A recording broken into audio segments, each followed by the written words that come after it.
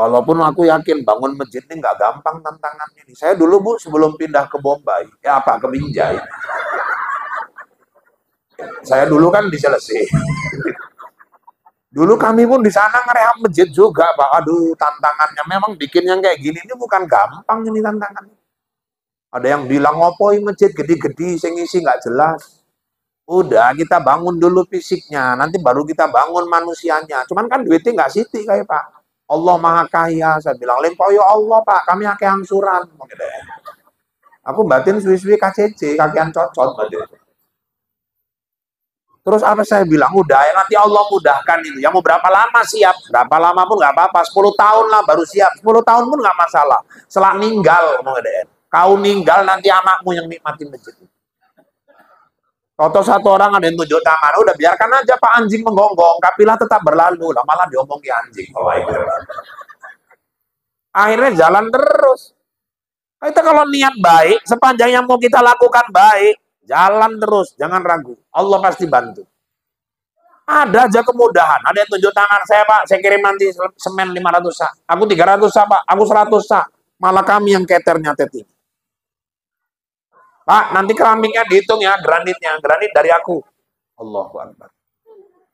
Pak, minta maaf Pak, nanti kalau perlu kayu itu di ladang saya pohon durian, buahnya udah nggak bagus. Ada 3 batang, ambil untuk masjid. Nanti kalau mau ngecor perlu bambu, ambil dari ladangku Pak Ustaz. Berapa batang kalau perlu habiskan. Ada yang bilang nanti batu bata aku kirim 20.000. Ada aja jalan. Yang nangis saya Pak, supir truk. Supir truk malam pulang, dituangnya 1 truk sertu di depan masjid. Supir, ya Allah. Ada juga yang bilang, mama, aku minta maaf Pak, kami nggak bisa bantu apa-apa. Lakiku udah 3 bulan nggak kerja. Kenapa Bu? Dipecat. Kerja nanti pabrik kecap. Kalau bisa dipecat, nyolong kecap, tolong luset. Kau pun ngerti Pak, aku kerja dodolan pisang goreng, tahu isi risol, bakwan tekan tila, nggak ada masalah. Nanti gotong royong, risol bakwannya kirim ke masjid. Kalau nggak bisa bantu makanan Pak, minimal bantu tenaga, gotong royong datang.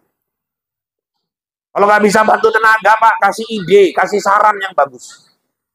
Nah, iku pun nggak iso Pak, minimal cocotmu menang, wis iku ae.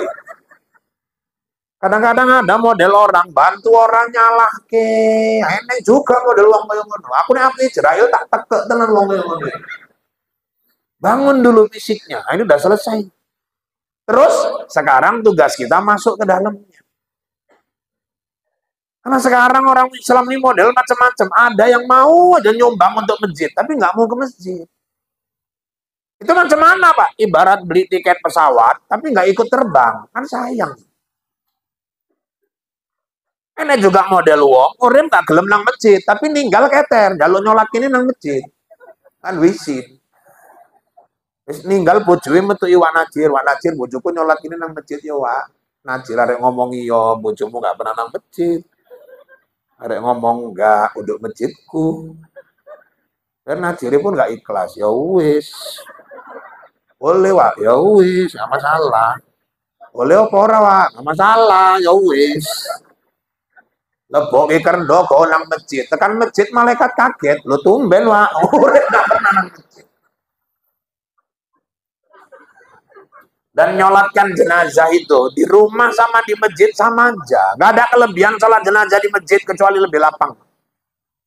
Ini kadang kuburan ujung, omah tengah kono, gini masjid, wis, nang omah Jembar, sholatnya nang omah. Kecuali mau ke kuburan melewati masjid, mampir sholatkan, lanjut. Ini kadang kuburan ujung, omahnya kono gede, gini masjid, wis ninggal pun ngeteri wong.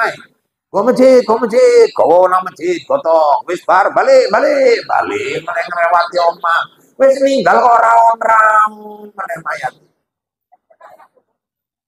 Urung meneng wis dilebok ke kerndo nang masjid lali ndase lindi. Sering tak delok kejadian ngono iku, arek salat gaduh. Iki ndase lindi mau nyi mana aja. Rosokku ling iki mau Wak, rosokku cocotmu iku rosokku. Lho kenapa Wak? Nek salah tanggung jawab kuwi. Salah piye Wak? Iki lanang imam ngadeg serendas. Salah tanggung jawab nih. Aku nggak ngerti Wak. Nggak ngerti aja milu ngomong. Ya takok lah sing ngeleboki kerndo Wak. Sapa ngeleboki? Kami Wak. Ndas ling ndi mau? Ya urusan ning angkat lah Wak. Mana urusan kami meneh. Saya boleh ngangkat, kami wa, das ling di mau, neng ka iru mau angkat-angkat wae mau, pesong kalian kabeh. Iki lanang imam ngajeng cerendas, nek salah sapa tong jawab, intip ae wa, intip piye timbang salah kabeh kita.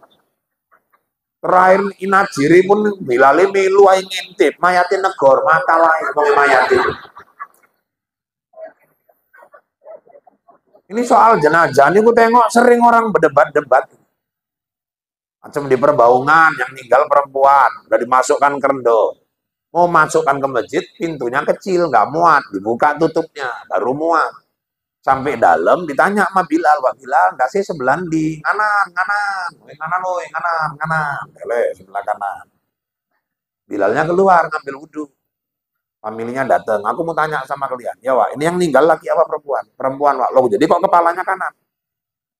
Oh, tadi kata Bilal kanan, Wak. Nggak ada, laki kanan, perempuan kiri. Salah ini. Jadi kayak mana, Wak? Puter, puter, woy, puter, puter. Salah.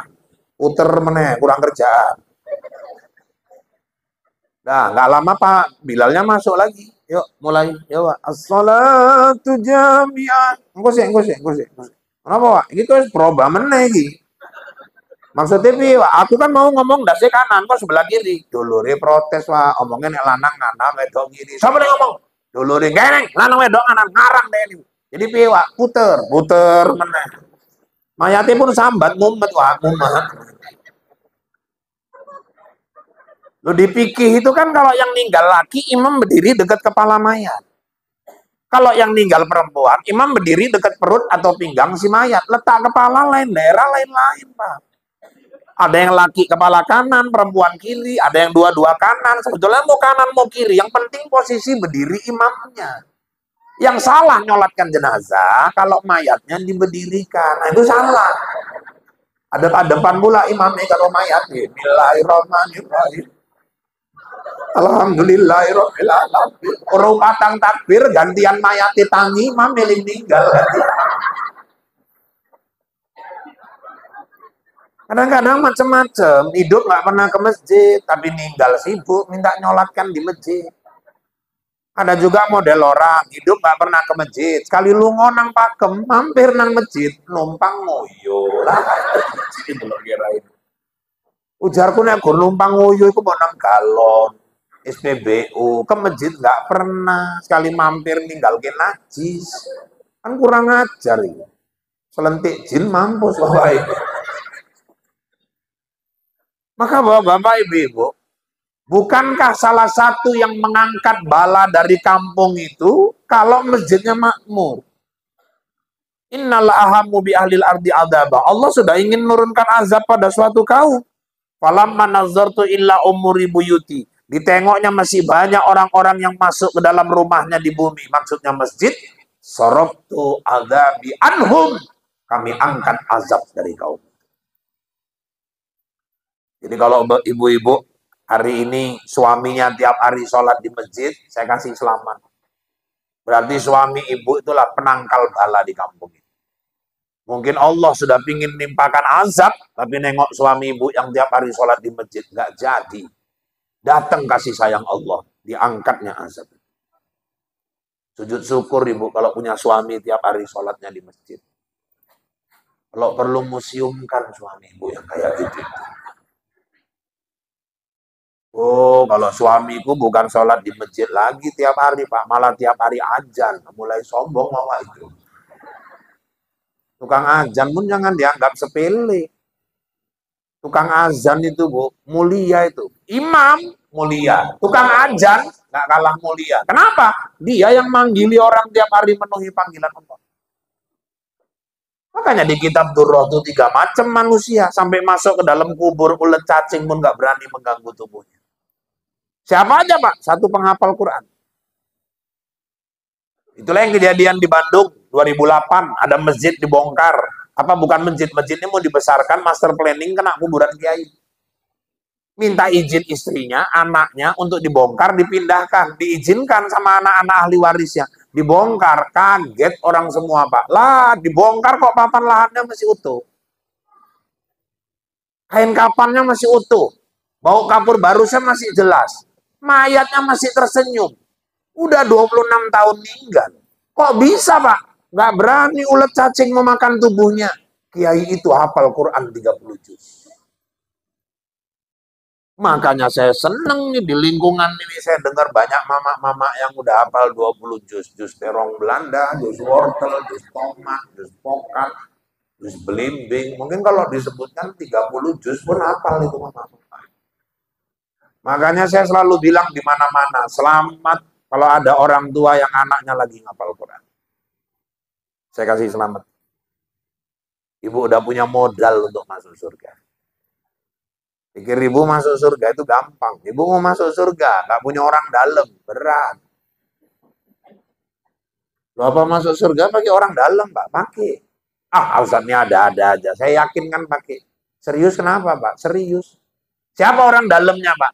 Anak yang hafal Quran, kata Nabi, bisa menarik 10 keluarganya masuk ke dalam surga.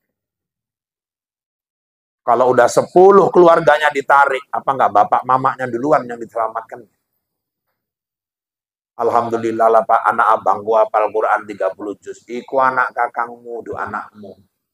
Wah, aku kan mamangi Pak, yo masuk lah. Yo nek masuk, tapi 10. Yo 10 kan dulure oke. Yo rasa aku masuk, masa nggak masuk. Mokso deh. Ngarep-ngarep, ditolong pona anak akhirat. Oh, anak akhirat dicek malaikat, rupanya mamangin nomor 11. Yo nggak masuk deh. Makanya kalau bisa anak sendiri. Oh, itu maka saya buka pondok pesantren itu di Cengketuri itu ya, memang di situ stressingnya itu ya di tapis Quran. Maka bapak-bapak, ibu-ibu yang dirahmati Allah, dijaga Allah itu sampai ke dalam. Yang kedua, orang yang rajin bangun tengah malam. Oh, kalau itu aku rajin, Pak. Ngopoi, nguyo, Pak. Ini gur nguyo jadi anggar. Netangi nguyo turu meneh, nguyo turu meneh. Wis esuk nang puskesmas ae cek gula. Jadi maksudnya Pak, tahajud. Wa minal laili fatahajjad bihi nafilatallah. Terus yang ketiga, yang dijaga Allah sampai ke kubur, muazzin, tukang azan. Aku ceramah di Brandan, ada yang tunjuk tangan. Maaf Pak Ustadz, ya tukang azan disayang Allah. Betul, mayatnya nggak busuk. Ya kalau dia ikhlas. Kalau tukang komat, menang buku nggak ada yang bahas tukang komat. Wah, sini bahas tukang azan. Jadi tukang komat piye iki Pak? Ya aku nggak ngerti nang buku dibahas tukang ajan kok, bukan tukang komat. Aku tiap hari komat tapi nggak ajan. Jadi piye iki? Tak dulu kok mulai nesu deh. Aku wedi deh nggak komat meneh ya tak rasa awak busuk separuh lah wak tak omong. Jadi nggak komat meneh deh. Kenapa tukang ajan mulia? Oh, itu pejuang tukang ajan. Senin subuh, yang ajan dia, yang datang cuma 10 orang. Kapok? Enggak, Selasa ajan lagi. Tahu-tahu hujan, gerimis Selasa, yang datang cuma 5 orang. Ya Rabu tetap ajan. Malah diganti-gantinya lagunya. Senin pakai lagu MNCTV dia. Allahu Akbar,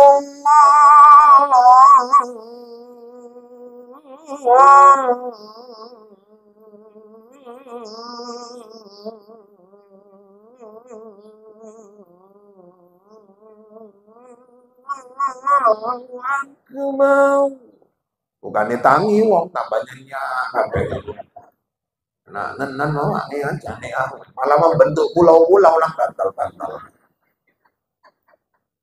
Selasa dibawanya lagu Masjidil Haram Mekah. Rupanya dia pernah umroh, Bu. Lengket lagunya di kepalanya. Gantinya ajan lagu Masjidil Haram. Allah Akbar,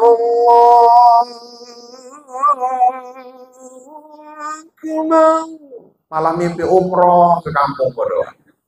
Rasa anang Mekah kabeh, emang payah tenan ngecek wong subuh. Rabu dibantinya lagu Tanjung Balai, Bu. Orang Tanjung Balai tahu lah kan jago-jago ngayak lagu. Pakai variasi malah aja nih belok nyasar. Hayya 'alas shalah.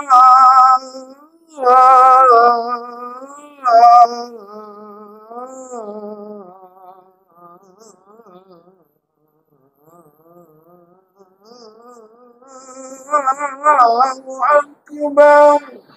Hayya 'alas shalah jadi wabar.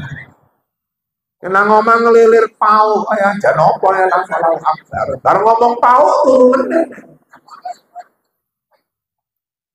Hari Kemis terakhir sesak napas tukang ajan mau. Bendino kena hujan, itu pun nggak kapok-kapok, tetap ajan. Malah 3 kali sambung napas karena sesak asma. Allahu Akbar, Allah.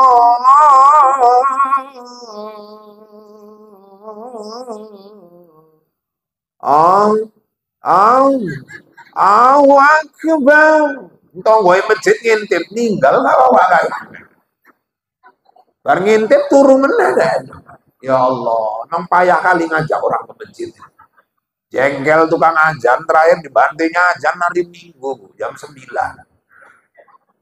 Sekampung kaget lo ajan apa iki, Bang? Embo lo kok eneng ajan jam 9. Hujan ora, gempa enggak. Toto calajang ngomong, wong gila masuk masjid, wong gila masuk masjid. Ada apa, Dek? Orang gila masuk masjid. Bang, usir. Senang warung-warung diceluk. Rame terakhir masjidnya. Buka pintu, ngapain kau? Ajan. Ajan apa? Subuh. Pesong kau. Pesong kenapa? Jam berapa ini? Jam 9. Udah gila kau. Gila kenapa? Mana ada ajan subuh jam 9? Yang pesong aku apa kalian? Aku ajan jam 5 kalian nggak datang. Aku ajan jam 9 kalian datang semua. Yang pesong siapa sekarang? Makanya emang tukang ajan ini perlu juga ada pesong-pesongnya sekali-sekali. Bapak Ibu yang dirahmati Allah, makmurkan masjid. Aceh ketika terjadi tsunami. Ini coba soundnya agak ekonya dikurangi sedikit. Bang. Tes. Satu. Tes. Ya kalau terlalu eko Bapak ma. Dan ngomong Ibu. Aku wis mandek deh, enggak mandek. Jadi Bapak Ibu, ini aja lebih enak gini. Jadi Bapak Ibu yang dirahmati Allah, Aceh waktu terjadi tsunami Aceh, air setinggi 6 meter, diterjang Kodam, diterjang Polda, diterjang kantor gubernur, kantor wali kota. Tapi ketika air tsunami hendak menghantam Masjid Baitur Rahman Banda Aceh, airnya terbelah menjadi 2. Ribuan orang yang masuk ke dalam masjid selamat. Termasuk ada 2 orang Cina nyelonong, meluai masuk. Selamat dia. Ibu-ibu, seminggu kemudian dia sadar masuk Islam. Allah buktikan masjid sumber keselamatan. Ulele, rata rumah semua dengan tanah. Yang selamat cuma masjid. Banjir bandang Bukit Lawang dulu. Bapak Ibu, berapa banyak hotel, wisma, losmen habis disapu banjir. Yang selamat cuma musola di pinggir tebing. Allah mengingatkan kita, siapa yang mau selamat, masuk ke dalam masjid. Cuman kan yang disuruh ke masjid bapak-bapak, Pak Ustadz. Ya iya, Aisyah memang mencontohkan dia sholat di rumah. Cuman ibu pun nggak boleh lupa, Aisyah tuh rumah Nabi itu dulu sama masjid berdempetan. Dulu satu jendela masjid dibuka, itu ruang tamu Nabi. Jadi kalau ibu mau sholat di rumah karena Aisyah sholatnya di rumah, ya nggak apa-apa. Tapi ibu tetap wajib ikut makmurkan masjid. Cuman caranya? Ibu lah yang mendorong supaya suami mau ke masjid. Cuman ngasih tahu bapak-bapak ini bahasa dipilih. Kadang-kadang mama-mama ini maksudnya bagus, cuman cocoknya lancip kadang-kadang. Ngomong itu api tapi nyakit ke. Masjid, tuwa, mampu lemah. Tobat, ya aku tinggal nunggu, nek Senin Kemis. Bapaknya pun nangis, maksudnya apa? Mampu lemah. Ya mentang-mentang gulaku 600 ke sembarangan ae ke ngomong ya enggak duisin kenapa tonggone ambek dino nang masjid ke nang omah ae sapa tonggo nang masjid kewak Legino ae ambek dino nang masjid ya wis kowe kawin karo Legino kadang maksud betul cara nyampaikan salah pun ujungnya gaduh. Coba bahasanya dipilih, Bang ke masjid kenapa Bang, kapan lagi mau ngasih contoh mana anak. Aku entah kenapa, kalau nengok abang ke masjid itu pakai baju koko, pakai sarung. Kayaknya kok aku bangga kali jadi istrimu. Kayaknya adem di sini. Itu sarung udah aku siapkan. Mau gajah duduk, nungging, kelungkuh, kelentang, sana kabeh. Mau cap mangga, bacang, kueni, silakan. Suaminya pun semangat. Nanti pulang dari masjid gorengan pisang kepok. Dan pun semangat. Iki enggak, mampu lemah. Kena tunjang sih Sendriko. Nah, saya pernah ada ibu-ibu nanya, Pak Ustadz, maaf ya, kenapa? Kenapa Islam tuh bedakan laki-laki sama perempuan? Maksudnya kayak mana? Laki-laki nggak ada sholat Jumat, kalau perempuan nggak ada. Ibu nggak sholat Jumat nggak apa-apa. Di Mekah Madinah tuh lazim perempuan sholat Jumat. Kita di sini nggak lazim. Ibu nggak sholat Jumat nggak apa-apa. Tapi ibu kalau mau dapat pahala sholat Jumat, yuk cari pahala sholat Jumat dengan cara urusi suami yang mau sholat Jumat. Dan ikut menghormati Jumat. Cara menghormati Jumat, Jumat itu hari raya kita, Bu, seminggu sekali. Hari raya orang Kristen, hari Minggu, seminggu sekali. Jadi Jumat itu hari raya. Kalau namanya hari raya, hormati. Nyayur tuh jangan yang makruh-makruh lagi dimasak. Udah tahu Jumat ngerendang jengkol. Nauco pete. Jengkolnya kelas. Ujui Bali itu kalau ladang mangan semangat. Kurung wajan langsung nang masjid gosok gigi pun ora. Sampai paling ngarep imame walad dolin deh nombo tenan. Amin. Assalamualaikum pangsan wawa telur. Jam 9 carikan selop suami itu cuci.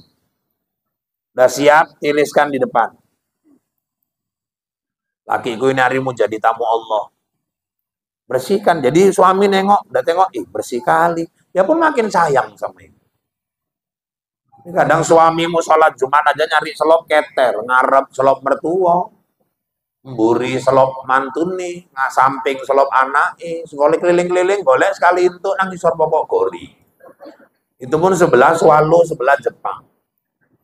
Antara udah ketinggalan, samber aja Swallow sama Jepang tadi. Itu ibu yang malu. Masa sholat hari raya sebelah Swallow, sebelah Jepang. Yang parah pulang malah nggak karpil pula. Sampai rumah istrinya nyambut, berhasil sholat Jumat ya. Berhasil piye lah kok iso itu karpil piye cerita meneh. Wis kita eling ngerti yuk cas mulai suami istri. Ibu-ibu yang dirahmati Allah jam 11 carikan bajunya sunnah. Warna-warna polos, putih polos, biru polos, hijau polos. 3 warna paling dicintai Nabi. Taruh di atas tempat tidur. Sarungnya pakaian dalam. Jadi dia siap mandi, ibu-ibu mau berangkat, udah tersedia semua. Bapak ini kalau nggak ibu urus, kadang suka asal. Ini pakai sholat Jumat, pakai kaos. Lu apa nggak sah, Pak? Ya memang sah. Cuman masa sholat hari raya pakai kaos. Terus gambarnya burem. Sing burine pun batin. Jadi gambar opo lah baju awak ini. Wis-wis diperhatike rupane Jokowi Ma'ruf Amin. Kan suwi tenan urusan baju ini. Malaikat pun batin. Kampanye ini ngomongnya malaikat juga. Urus suami itu. Jadi kita nggak sholat Jumat pun, ngurus suami yang mau sholat Jumat. Itu pahalanya udah kayak orang sholat Jumat. Dah, ini satu, makmurkan masjid. Ibu-ibu, apa kata Allah? Alladzi barokna haulah. Antara Masjidil Haram, Masjid Nabawi, kami berkahi sekelilingnya. Masjidil Haram itu di dalamnya ada bangunan persegi 4, namanya Ka'bah. Gara-gara Ka'bah, kaya orang Mekah.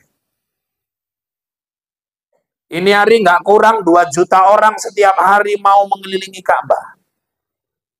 Kalau yang 2 juta orang ini per hari belanja 500.000 aja bawa uang tiap hari, 500.000 kali 2 juta, ibu ketik di kalkulator, jebol kalkulator ibu, nolnya nggak cukup. Negerinya tandus. Beda sama Indonesia. Indonesia dilempar tongkat jadi tanaman. Di Mekah tanaman dilempar jadi tongkat. Tapi karena berkah, rakyatnya kaya. Hidupnya penting berkah. Umur, bukan masalah panjang, tapi berkah. Umur 95, tapi pikun. Untuk apa? Saya kalau ditakdirkan 90-an, tapi pikun. Kalau bisa minta, nggak usah pun nggak apa-apa lah. Jadi dosa aja sama cucu. Apa ciri-ciri orang pikun, Pak? Nanti ke masjid naik kereta, pulang jalan. Sampai rumah anaknya negor, kereta ini di Pak, kereta apa? Tapi nang masjid numpak kereta mau, astagfirullah, melayu menembalik nang masjid. Tekan masjid, BKM takok, lali yo, enggak olahraga DC, apa enggak? Wis pekunnya pun kementus bawa itu. Umur bukan masalah panjang. Loh, saya namu ke rumah kawan saya. Orang tuanya umur 91. Saya ngobrol sama anaknya. Tak tengok jam 9. Gak lama orang tuanya keluar. Wajahnya basah, tangannya basah. Sholat di musola rumah. Saya tengok, ya Allah, 90-an masih rajin sholat duha. Turun dari musola, tak salam, tak cium tangannya, ngambil berkah lah, kek. Berkah apa? Aku salut nengok kakek. 91 masih rajin sholat duha. Yang duha siapa? Loh, tapi kakek baru sholat. Aku juhur, pau. Lo tak lo jam 09.00 lo juhur apa jam 09.00? Nah, datang nih anaknya kok juhur. Ya wis nyanyok. Untuk apa 90-an? Maka umur itu yang penting berkahnya. Umur yang berkah itu yang kayak mana, Pak? Umurnya itu mendatangkan kebaikan. Umurnya itu selalu dibuatnya berkarya untuk buat baik, sehingga akhirnya orang akan mengenang dia sebagai orang baik. Yuk, tiap hari buat baik. Sesuai kemampuan kita masing-masing. Supaya umur berkah. Kita mau anak yang berkah. Anak ini juga bukan masalah banyaknya. 3 pun anak, yang satu pedagang yang beriman, yang satu guru yang taat, yang satu ustadz kayak yang ceramah. La ilaha illallah, apa nggak bahagia kali orang tuanya itu. 9 pun anak, kalau yang 3 agen sabu, yang 3 agen togel, yang 3 maling gas, apa nggak kiamat mamanya. Bukan masalah banyaknya, tapi berkahnya. Harta juga bukan masalah banyaknya, tapi berkahnya. Banyak juga orang harta melimpah, tapi nggak ada kebahagiaan hidup. Kenapa? Nggak berkah. Makanya kata Nabi, bahagia itu hahuna, letaknya di sini. Bukan di bentuk rumah, bukan di merek mobil, bukan berapa banyak uang di rekening banknya, tapi bahagia itu letaknya di sini. Faktanya, banyak orang tinggal di rumah mewah, mobilnya mewah, tanah rumahnya lebar, tapi nggak pernah ada kebahagiaan. Kadang-kadang rumah lebar, mobil mewah, rumah mewah, surat tanahnya pun di bank sumut aja. Malah lebih tenang kita, walaupun rumah kecil, tapi suratnya nggak pernah di bank, orang kontrak. Jadi ibu sekalian yang dirahmati Allah. Nggak ada jaminan, orang rumah besar, megah, pasti bahagia. Oh, belum tentu.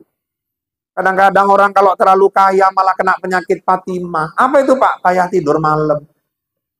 Orang yang kebanyakan bisnis itu, Bu, kadang-kadang malah payah tidur.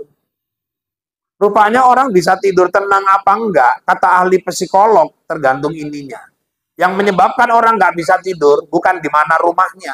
Kadang ada orang rumah pinggir jalan. Sebentar truk lewat, tahu-tahu anak lajang geber-geber, atau Vespa tua lewat,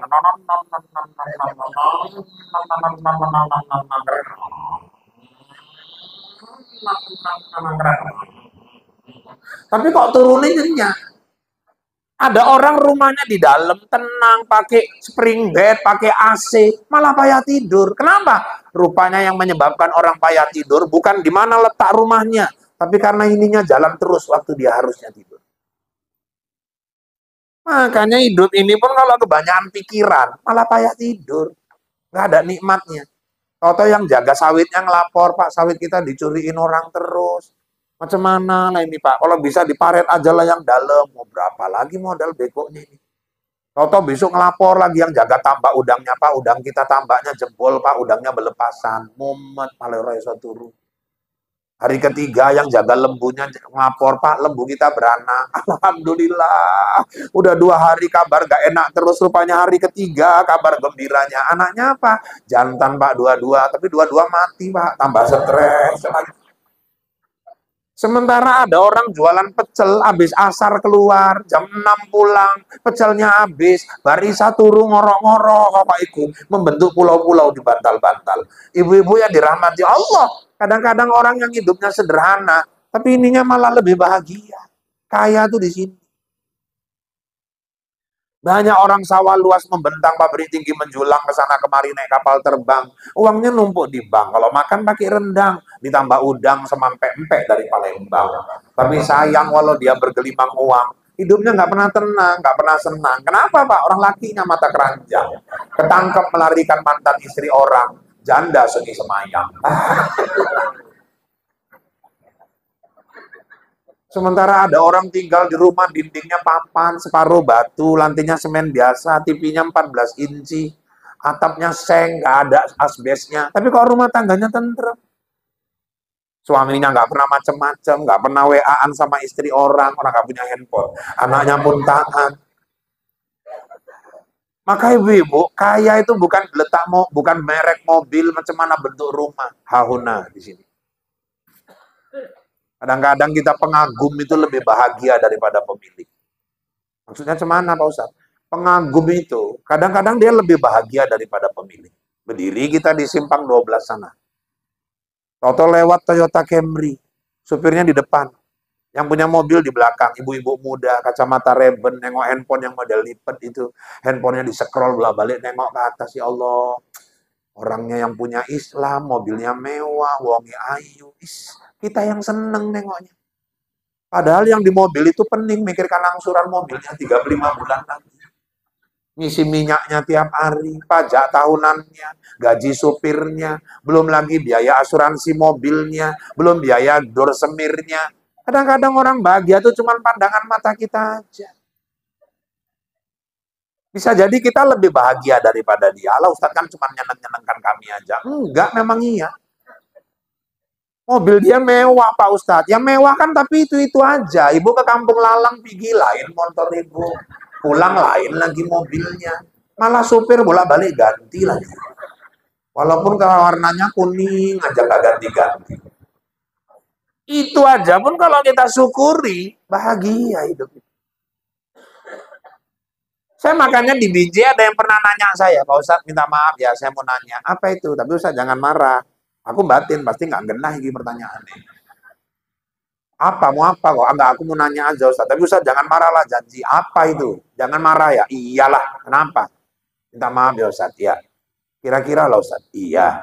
Itu kalau Syahrini mau sama Ustaz, Ustaz mau enggak? Kata dia. Aku tak delok iya cocok tiling ngomong. Terakhir aku bilang, kok ngenyek apa macam mana? Enggak Pak Ustaz. Aku serius. Serius. Jadi maksudmu, kau nanya Syahrini. Iya, ini Syahrini mana? Syahrini artis, Pak Ustaz. Aku jawab ini. Jawab, Ustaz. Jawabnya main-main apa serius? Serius, Pak Ustaz. Oke. Ini Syahrini artis ya? Iya. Kau kan tadi nanya kalau dia mau kan? Iya. Aku nggak kepedean ini. Ini kan kalau dia mau. Iya. Aku yang nggak mau. Allah pasti nggak mau nolak. Enggak, betul aku nggak mau. Kenapa, Ustaz? Kurang cantik. Bodoh orang bilang kan Syahrini kurang cantik. Jadi kenapa kok Ustaz nggak mau? Aku ngagumi aja. Kalau memiliki aku nggak. Kenapa Pak? Aku pernah nengok berita di entertainment di TV. Kamu tahu, Syahrini itu beli bulu mata sebelah 5 juta. Itu.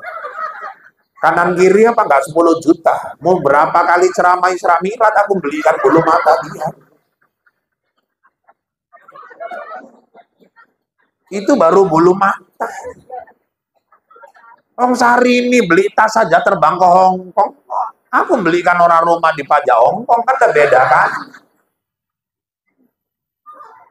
Akhirnya, yang pasti membahagiakan kita, yang ditakdirkan Allah sama kita. Yang penting syukuri. Berarti kan tetap Anjeli juga yang terbaik di rumah.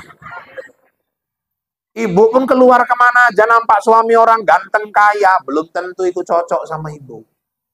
Yang pas itu yang memang udah ditakdirkan Allah sama ibu. Ya wak legimin itulah. Maka sayangi legimin, cintai legimin, kasihi legimin. Kalau perlu museumkan wak legimin. Jadi hidup ini yang kita cari apa Pak? Berkah. Nah, ini inti Isra Mi'raj malam ini. Yang pertama apa aja Pak Ustadz? Allah nunjukkan kekuasaannya. Yang kedua, makmurkan masjid. Yang ketiga, buru berkah dalam hidup. Ini inti Isra Mi'raj malam ini. Kalau sholat saya udah nggak bahas lagi. Saya yakin yang hadir di sini semua rata-rata wajahnya pun wajah-wajah sholat. Amin. Saya dulu guru saya ngajarkan di pesantren. Gimana cara nengok wajah orang yang sholat. Saya tengok banyak di sini. Itu nampak keningnya bercahaya dia. Kena sinar lampu. Ibu-ibu yang dirahmati Allah. Bentar lagi kita masuk bulan suci Ramadan. Anak-anak seneng nggak datang Ramadan? Jujur, seneng nggak? Sekali lagi, seneng nggak? Kata Nabi, man fariha bidukhul Ramadan, haramallahu jasadahu ala nirot. Siapa gembira datang Ramadan, Allah haramkan tubuhnya disentuh api neraka. Gembira aja, Pak? Iya. Gembira aja, Pak? Gembira aja datang Ramadan, nggak masuk neraka, Pak? Iya. Nggak usah puasa, Pak? Cocotmu ya puasa lah, Pak. Gembira yang dimaksud itu, orang beriman tuh bertekad dalam hatinya, aku nggak akan sia-siakan Ramadan tahun ini. Kenapa? Nggak ada yang jamin tahun depan kita ketemu lagi Ramadan. Makanya orang mempersiapkan diri itu nyambut Ramadan, kalau ulama-ulama dulu dari Rojab, Sya'ban, tingkatkan terus intensitas ibadah, masuk ke bulan Ramadan, level imannya sudah tinggi. Dan Nabi mengatakan, aku tidak pernah puasa sunat sebanyak di bulan Sya'ban. Itulah cara Nabi mempersiapkan diri menghadapi Ramadan. Biasanya orang kalau mau masuk Ramadan ziarah kubur. Ibu kalau mau ziarah, saya ingatkan satu. Sebenarnya kita disunnahkan di kuburan itu berziarah, nggak usah terlalu lama-lama di sana. Makanya kalau ibu mau baca Yasin, nggak usah baca Yasin di atas kuburan. Baca dari rumah aja. Niatkan untuk yang mau ibu ziarah. Sampai, Pak. Insya Allah sampai. Nanti nggak sampai, Pak. Ya tes lah. Nanti biar kami kirim dari sini, coba. Kalau nggak percaya. Dah, siap. Ibu dari rumah pakaian yang sopan. Jangan ziarah pakai celana ketet, kaos ketet. Modal modal selendang toh, kacamata reben, nanti mayat-mayat selera neng ibu pergi. Bawa bunga Pak Ustadz, bunga lebih dekat ke budaya Hindu. Bawa aja air untuk cuci tangan, alat bersih, koret, dan misalnya apa. Berangkat ke areal kubur. Sampai ucapkan salam dulu untuk penghuni kubur. Assalamualaikum ya ahlal kubur, antum lana salafun, wa nahnu lakum taba'un, wa inna insyaallahu bikum lahikun. Mana pal panjangnya kayak gitu, Bapak. Ya udah yang disingkat aja. Assalamualaikum ya ahlal kubur. Itu aja pun jadi. Pak, kalau misalnya lupa juga gimana, Pak? Ya udah assalamualaikum. Itu aja pun jadi. Kalau itu pun lupa, Pak, ya wis riko dikubur sih saya ngono pun lupa. Pak, itu kalau kita mengucapkan salam apa mereka dengar, Pak? Kalau mereka nggak dengar, ngapain Nabi nyuruh? Mereka dengar, bahkan mereka jawab. Cuman karena alam berbeda, kita nggak dengar jawaban dia. Dan untung pun kita nggak dengar. Karena kalau dengar, kurasa ibu yang nggak tinggal diem, pasti ibu tinggal lari kuburan. Assalamualaikum ya ahlal kubur. Waalaikumsalam warahmatullah. Mampir yuk. Balik mendalam. Buka sendal. Bunyi terompamu itu menyakitkan orang yang di dalam kubur. Kecuali kuburannya sangat semak, banyak duri, membahayakan, takut ada binatang berbisa. Tapi kalau bersih, buka. Dan jangan duduk-duduk di atas kuburan. Hadis sahih riwayat Muslim di kitab Irsadul Ibad, seseorang yang duduk di atas bara api, hingga terbakar kainnya, terbakar tubuhnya, itu lebih baik baginya daripada dia duduk di atas kuburan itu. Dah, dari rumah udah baca Yasin, tinggal bersih-bersih. Siap, cari. Kalau Nabi dulu pelepah kurma, kita tak batang Kamboja, tak batang mawar, tancapkan di situ. Baca doa, pulang. Masuk Ramadan, naharuhu siap, walailuhu qiyam, siang puasa, malam terawih. Anak-anak ingat, apa aja yang membatalkan puasa, makan minum yang disengaja. Kecuali nggak sengaja. Makan jam 10. Ini hari-hari pertama sering ini. Atau mangan, sing sisa sahur wingi mau bengi. Mama enak gore pau. Apa mak? Poso. Astagfirullah. Tapi sayang tanggung, tanggung nggak enak, batal. Yang di mulut Pak keluarkan. Kumur-kumur bersihkan, teruskan puasa. Tapi orang ngombe Pak, ya tahan lah. Masalah itu mendeli gitu Pak. Ya timbang ninggal batal gaya lah puasa. Terus muntah yang disengaja. Ngeluarkan mani dengan sengaja. Bersetubuh di siang hari dengan sengaja. Kecuali nggak sengaja. Ya mana tahu, lali. Cuman kok iso lali ya kaya ngono juga. Haid, haid perempuan, laki nggak ada. Kok nggak puasa toh haid, toko endah sih ini ngomong haid. Nifas, wilada. Wilada itu darah yang mengiringi waktu dia melahirkan. Murtad, ibu-ibu keluar dari Islam. Gila, hilang ingatan. Lagi puasa kumat gilanya. Toto siang kok Power Rangers, buka celono, manjat nang tiang listrik. Walaupun 1 menit, batal. Dah, terus Pak Ustadz, malam terawih. Jangan lagi gado-gado soal rakaat. Itu yang betul 11, Wak, 23. 11 loh, Wak, 23, Wak, 11, Wak, 23. Aku bocok kitab, Wak. Aku ndelok YouTube. Gaduh. Terakhir sih nggak terawih ngomong, untung kita nggak terawih, Wak. Malah sih menang nggak terawih. Masing-masing punya dasar. Jangan berdebat gara-gara jumlah rakaat. Dah, tunaikan zakat, tadarus Al-Quran, dan jangan lupa masuklah ke Idul Fitri, jaga kefitrahan kita terus sampai ketemu insya Allah Ramadan tahun depan. Dan ibu-ibu di Ramadan, di Syawal itu kalau minta maaf sama bapak, biasakan sebelum berangkat sholat id. Bukan pulang dari sholat id. Kadang banyak orang berangkat ke masjid sholat id, pulang baru salaman sama lakinya. Di masjid 37 laki orang disalaminya semua. Suaminya sendiri orang ke-39. Kan udah nggak bener itu. Dan ibu pun kalau minta maaf sama bapak, saya saran, kalau mau ngomong, ngomong dulu. Kalau mau nangis, nangis dulu. Jangan ngomong sambil nangis, kami nggak paham. Ini kebiasaan nih wong iki. Oh, bojoin jagung itu.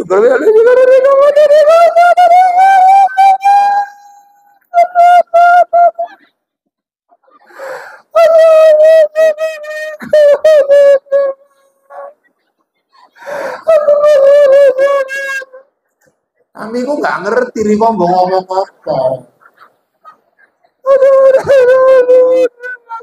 Kok bapak ibu neneng pau-pau nyaun, ay podo-podo. Podo-podo. Ya podo-podo. Emang wis gila lah iki, Bang. Ya podo-podo. Aduh gila itu. Kalau perlu ibu tuh minta maaf pakai pantun gitu, kenapa Bang? Bukan cincin sembarang cincin dipakai di malam pengantin. Bang minal aidin wal faizin. Mohon maaf lahir dan batin. Bapak pun nyaut lah dek, buah kentang, buah kemiri. Apa itu Bang? Kalau nantang ayo kemari. Ya. Mudah-mudahan Ramadan tahun ini Ramadan terbaik buat kita. Amin. Amin ya rabbal alamin. Jam di studio sudah menunjukkan pukul 23 lewat 10 menit waktu Indonesia bagian Medan Kriuk. Kalau dirasakan kata-kata saya kasar, saya memang makhluk kasar, bukan makhluk halus. Dan seandainya ada kata-kata yang kurang berkenan, saya manusia biasa, bukan makhluk luar angkasa. Kalau dirasakan kata-kata saya menyinggung perasaan, itu pertanda Bapak Ibu masih punya perasaan. Kalaupun masih kurang, kapanpun diundang, saya siap datang lagi, yang penting cocok, ya Bu ya. Nggak, maksudnya cocok waktunya. Jangan bikin dosa, jangan buruk sangka. Aku nggak semburu yang kau kira. Nah, kalau udah bilang cocok, pasti pikirannya amplop aja. Orang saya dulu udah dipesan di sama almarhum bapak saya, Pak. Ya, Bah, aku ikhlas kok jadi penceramah. Ya, Bah, tapi aku minta tolong satu. Apa itu, Bah? Kok kalau diundang-undang orang ceramah, kok jangan pernah bikin-bikin tarif ya. Kok minta-minta sama orang bayaranmu harus segini. Kok haram kan itu. Ya, Pak. Rezekimu udah diatur Allah. Ya, Pak. Oh nggak boleh jual ayat. Malu kok sama Nabi. Ya, Pak. Kalau ada penceramah pasang-pasang tarif minta bayaran, berdosa itu ustadznya. Iya, Pak. Saya ceritakan sama ustadz-ustadz kawan-kawan di Binjai. Abahku dulu bilang, kalau penceramah pasang tarif minta bayaran, ustadznya berdosa. Kawan-kawan bilang ya memang berdosa, Tat. Lebih berdosa lagi nggak bayar, kata dia gitu. Nah ini kawanku yang bilang. Yang pertama tadi kan abah, aku pun cuma nyeritain aja. Ibu-ibu yang sudah Akhirnya aku sangka terbit bulan purnama, ternyata bintang tak muncul jua. Di lain waktu kita berjumpa, semoga Allah meridhoi kita. Kalau ada jarum yang patah, jangan disimpan sampai bekaran. Kalau ada kata yang salah, tolong maafkan dunia akhirat. Kalau ada jarum yang patah, siapa yang matahin? Kalau ada kata yang salah, tolong maafkan lahir dan batin. Kalau ada jarum yang patah, jangan dibuang ke dalam parit. Kalau ada kata yang salah, tolong jangan diungkit-ungkit. Kalau ada jarum yang patah, jangan disimpan di peti besi. Kalau ada kata yang salah, jangan laporkan sama polisi. Kalau ada sumur di ladang, tanda petani kurang kerjaan. Kalau ada umur yang panjang, bertemulah kita di lain kesempatan. Kalau ada sumur di ladang, bolehlah ibu menumpang mandi. Kalau nggak ada sumur di ladang, jangan sampai ibu nggak mandi. Tak ada gading yang tak retak, tak ada laut yang tak berombak, tak ada bisul yang tak bengkak, dan tak ada tuyul yang tak botak. Demikian informasi aktual, faktual, tajam, dan terpercaya yang dapat saya sampaikan melalui liputan 6 SCTV malam ini. Mudah-mudahan yang saya sampaikan bawa manfaat buat kita semua. Saya Rahul, Anjeli, Ica, Tapasya, Tapi, Bobi, Raju, dan seluruh kerabat kerja yang bertugas mohon diri dari hadapan Anda. Kita bertemu kembali dari waktu dan kesempatan dalam gelombang yang sama dalam acara berpacu dalam ibadah. Buah durian, buah kedondong, sekian dulu dong. Burung irian, burung cendrawasih, cukup sekian dan terima kasih. Kue bangkit, si kue loyang, kacang tocin, si kue bawang. Itulah kue-kue hari raya Idul Fitri. Ini saja yang dapat saya sampaikan. Izinkan saya kembali ke Bombay. Wabillahi taufiq wal hidayah. Wassalamualaikum warahmatullahi wabarakatuh. A'udzu billahi minasyaitonir rajim. Bismillahirrahmanirrahim.